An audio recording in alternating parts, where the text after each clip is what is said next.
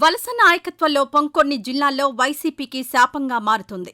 దీంతో పార్టీ పిలుపుతో జరిగే ఆందోళన కార్యక్రమాలకు స్పందన కరువవుతోంది. జెండా మోసేవారు లేక అడ్డా కూలీలను తీసుకొచ్చే దుస్థితి దాపురించింది. ఇంతకీ ఏ జిల్లాలో ఈ పరిస్థితి ఉంది? కూటమి ప్రభుత్వ విధానాలకు వ్యతిరేకంగా ఈ నెల 4న నిర్వహించిన నిరసన కార్యక్రమాన్ని అడ్డా కూలీలతో మమ అనిపించిన ఆ నియోజకవర్గం ఏది? Watch the story. కొన్ని నియోజకవర్గాల్లో నాయకత్వ లోపం వైసీపీకి శాపంగా మారింది. క్యాడర్ కూటమిలోకి వలసపోవడంతో పార్టీ జెండా మోసేవారు కూడా కరువయ్యారు. దీంతో అధిష్టానం పిలుపుతో జరిగే ఆందోళన కార్యక్రమాలకు అడ్డా కూలీలే దిక్కవుతున్నారు. నంద్యాల జిల్లా నందికొట్కూరులో ఇదే జరిగింది. కూటమి ప్రభుత్వం ఏడాది పాలన వైఫల్యాల పుట్ట అంటూ వైసీపీ నిర్వహించిన వెన్నుపోటు దినం కార్యక్రమానికి ఇక్కడ స్పందన కరువైంది.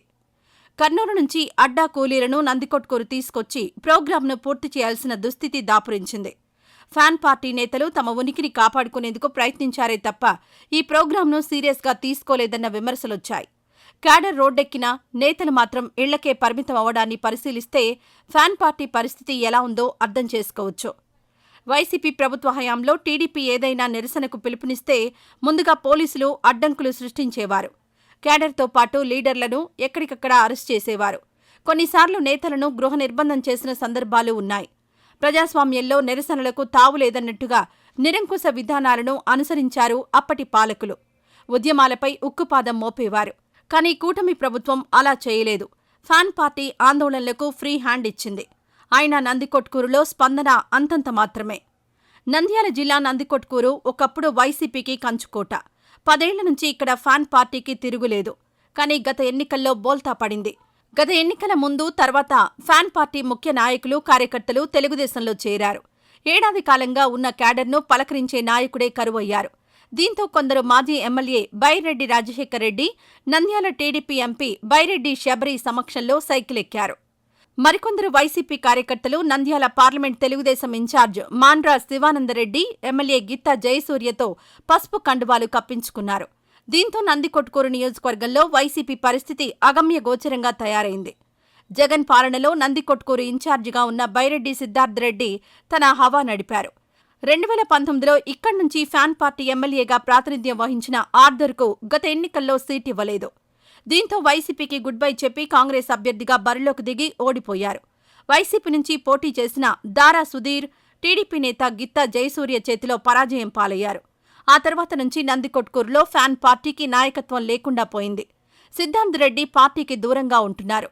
దీంతో క్యాడర్ డీలా పడింది. అయితే ఇటీవల కూటమి ప్రభుత్వాన్ని విమర్శించిన సిద్ధార్థరెడ్డికి Nandyal MP Shabari strong counter ఇవ్వడంతో ఆ తర్వాత సైలెంట్ అయ్యారు. ఇక నందికొట్కూరు వైసీపీ ఇన్ఛార్జ్ దారా సుధీర్ కడప జిల్లా వాసి. గత ఎన్నికల్లో ఓటమి తర్వాత అక్కడే ఉంటున్నారు. పార్టీ కార్యక్రమాలుంటే ఇక్కడికొచ్చి వెళ్తున్నారు తప్ప క్యాడర్ను సమన్వయం చేయడం లేదన్న విమర్శలున్నాయి.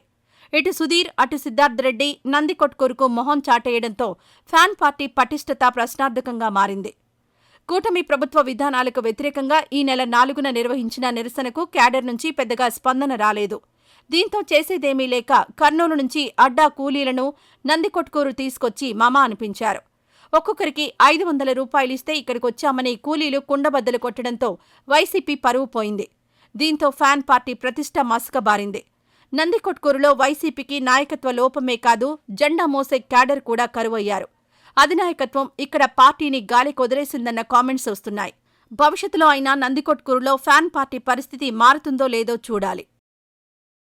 ఈ వీడియో నచ్చితే లైక్ చేయండి. అలాగే మా ఛానల్ని ఫస్ట్ టైం కనుక చూస్తున్నట్టయితే ఇప్పుడే సబ్స్క్రైబ్ చేసుకుని పక్కనే ఉన్న గంట సింబల్ని యాక్టివేట్ చేసుకోండి. అప్పుడే మేము పెట్టే ప్రతి వీడియో మీకు నోటిఫికేషన్గా వస్తుంది. అలాగే ఈ వీడియో పూర్తిగా చూసినందుకు ధన్యవాదాలు.